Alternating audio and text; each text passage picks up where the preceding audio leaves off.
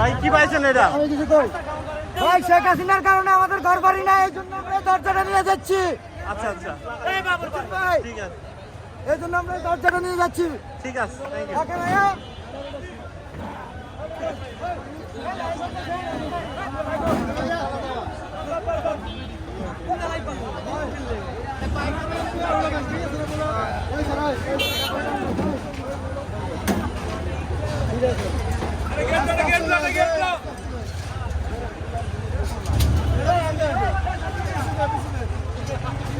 আমি তাহলে তাই লাভ কেজি ধরে বিক্রি করে দিয়ে